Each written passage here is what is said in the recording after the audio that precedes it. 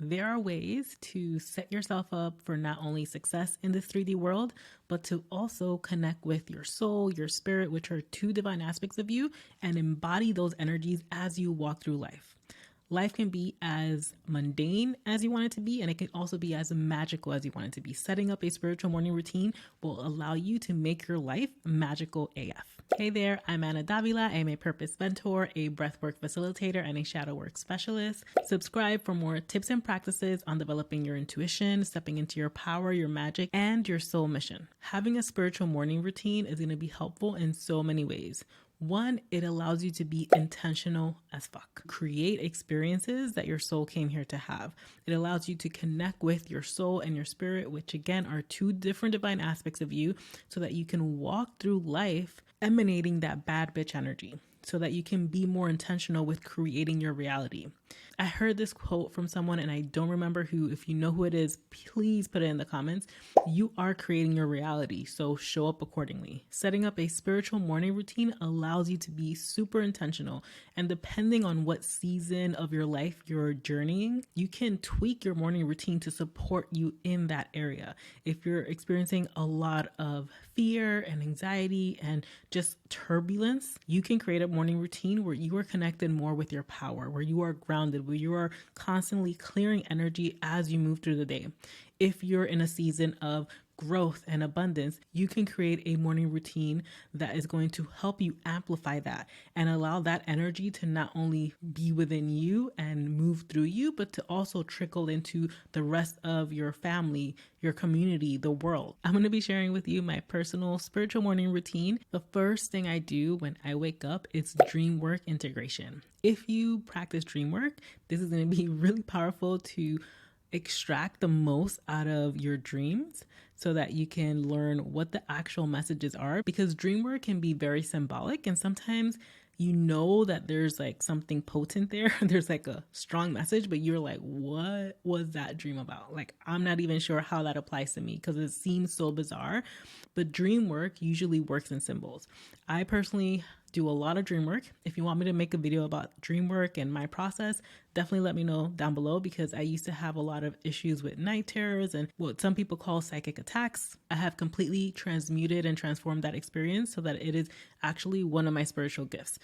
Doing dream work and working dreams in different ways, getting messages, doing shadow work in dreams. There's just a lot. But let me know if you're interested in dream work and I will definitely create a video on that. So the first part of my spiritual morning routine is dream work integration. I do so much deep dream work that I do not want to miss out on the messages. And dream work, again, can be very symbolic. And so there can be a lot that we don't understand. It doesn't mean that the message isn't there. Dream work integration is something that's ongoing.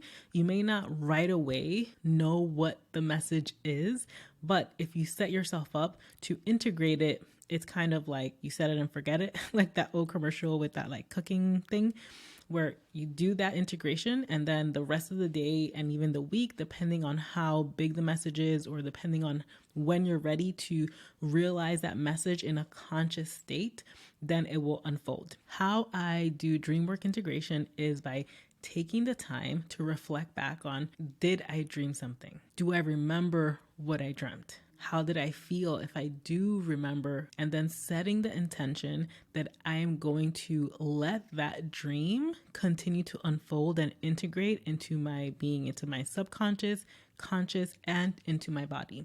And it is really interesting that sometimes I won't necessarily remember the dream in the morning, but in the afternoon, I see one thing and it brings up the entire dream and I'm like, oh snap. Yes, that was the thing. And then I take the time also to break it down. But I just take the time to reflect on, do I remember dreaming? If I did, what was the dream? What were the moments that felt the most intense or powerful? How did I feel in the dream? But also, how do I feel right now? And then set the intention that every single working that happened in my dream state will continue to unfold to serve me for the highest good. The second thing I do for my morning routine is to clear the energy. I love clearing energy because energy is everywhere. Everything is energy. And there isn't good or bad energy. It's just, is this energy serving me right now? And so because I do a lot of dream work, I want to clear the energy. And you can do that through visualization. You can do that through sound. You can do that through smoke cleansing. There's so many different ways of clearing energy. And if you want me to make a video just on energy clearing, let me know in the comments. But depending on, what's convenient that day or what feels aligned, I will clear energy that way. And that's going to support me in stepping into the day with a clear slate, with a blank canvas, so that I can create the reality that I'm desiring. Once the energy feels clear, I take the time to connect with whatever energy I'm working with, whether that is my soul, my spirit, my higher self, ancestors, guides, goddesses, whatever energy that I'm working with. And, for you, that may mean connecting with your soul, connecting with your higher self, really letting yourself get nice and grounded, taking deep breaths in, closing your eyes, and just connecting. If you do this process and you don't feel anything, don't think that it's just you or there's something wrong with you or you don't have that ability. Trust me, I did not feel anything at the beginning of my journey, but after doing it over and over again, at this point, I'm like, oh, snap.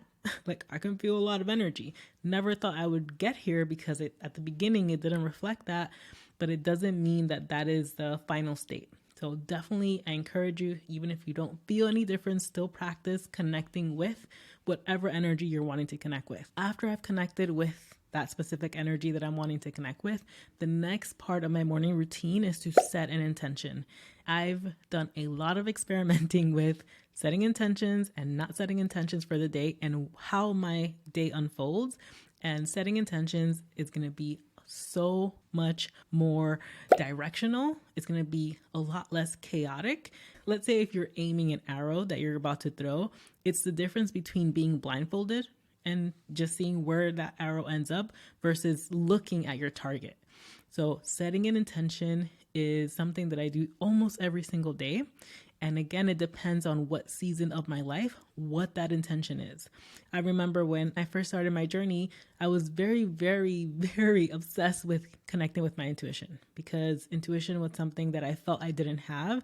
And I'm someone that once I want something, I will go down a research rabbit hole. I will try different things. I will just go after it, basically. And during that season, my intention every day was that I am connected with my intuition, and I feel it strongly today. I am connected with my intuition, and it shows up in a way that I recognize.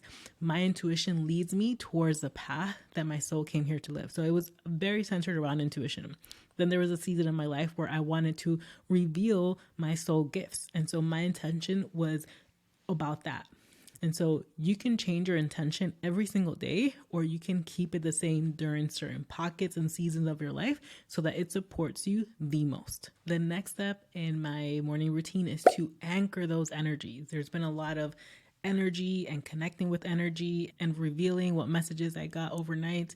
Now it's time to anchor it into this 3D world, into my body, into something tangible, into something that I can kind of hold on to so that I don't forget all aspects of me, both spiritual and also physical aspects of me. I do this through different ways, but usually I will use either a crystal, a necklace, I will use a spray and oil, or I will use makeup. So for example, with a crystal, I do that part of my morning routine. I grab that crystal, I anchor the energy of everything I just did into the crystal, and then I wear the crystal, or I have the crystal on me.